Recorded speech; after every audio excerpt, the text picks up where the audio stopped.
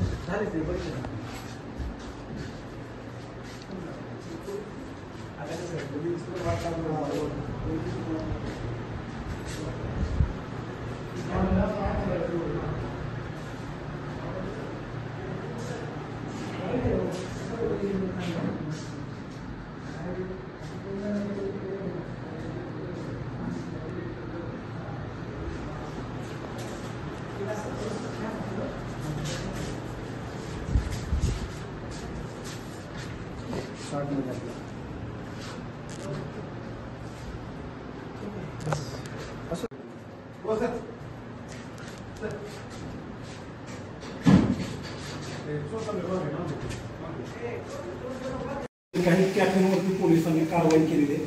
नेमकी कारवाई करण्यामागचा पोलीस खात्याचा काय उद्देश आहे किंवा जे काय कारवाई केली आहे त्यामध्ये पोलीस खातं पुढे काय ऍक्शन घेणार आहे, गुन्हे दाखल होणार आहेत का, किती कॅफेवरती तुम्ही कारवाई केली आहे?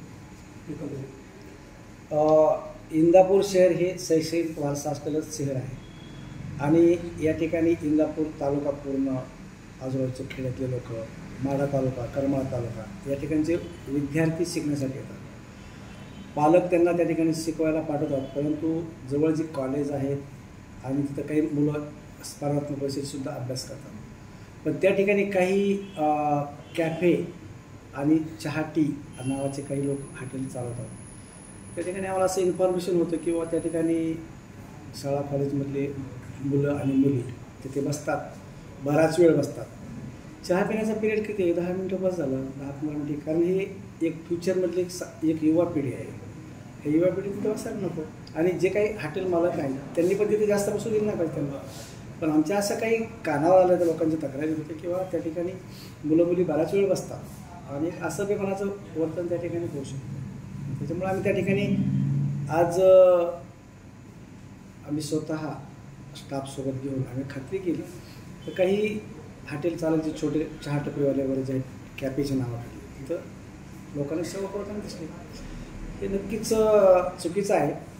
एक असभ्यपणाचं वर्तन आहे, सामाजिक स्वास्थ्याचं दर्शन चुकीचं आहे आणि युवा पिढीच्या भवितव्य दर्शन ते चुकीचं आहे. म्हणून आम्ही त्या काही लोकांना सोबत घेऊन आलेलो आहोत. सविस्तर चौकशी करून कायदेशीर कारवाई करत आहोत. फक्त मी एवढंच म्हणेन की इंदापूर शहराचा शैक्षणिक वारसाला कुठेही गालबोट लागायला नको म्हणून ते कॅफे चालक आहेत ते त्यांनी त्यांचा व्यवसाय करायला हरकत नाही, परंतु तो वैध मार्गाने केला पाहिजे. विनाकारण सामाजिक स्वास्थ्य आणि मुलामुलींचं आयुष्य उद्ध्वस्त होईल असं करू नये. त्यासाठी काय सरकार करतात.